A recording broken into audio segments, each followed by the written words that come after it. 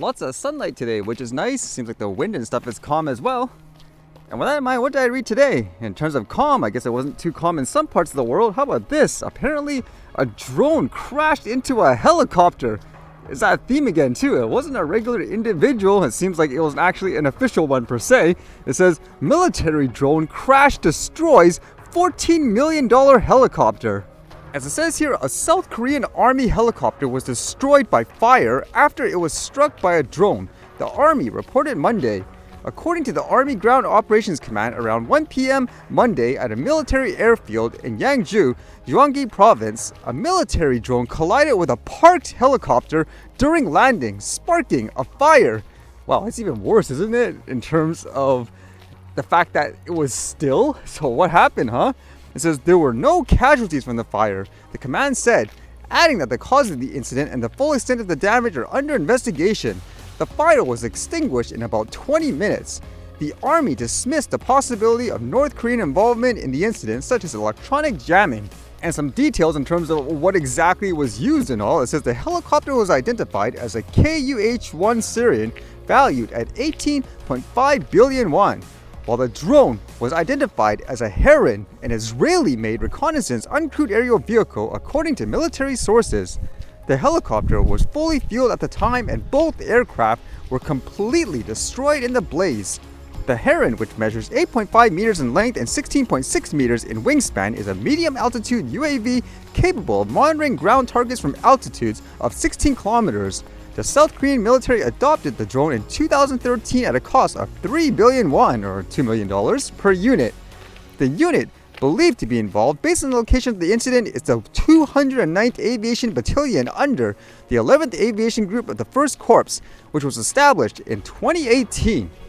The 11th Aviation Group initially operated the KUH-1 helicopters, but has since expanded its operations to include UAVs. And according to this too, there may have been signs, I guess, based on the past, because it says the Heron was involved in similar incidents while attempting to land in 2018 and 2024. With the military at the time also denying any external interference. However, given these past incidents, it remains unclear whether the Army conducted sufficient safety checks before deploying the drone. The Army has yet to disclose who was operating the drone at the time of the crash. Currently, officers, non-commissioned officers, and enlisted personnel are all authorized to operate uncrewed aerial vehicles. So what would you think here?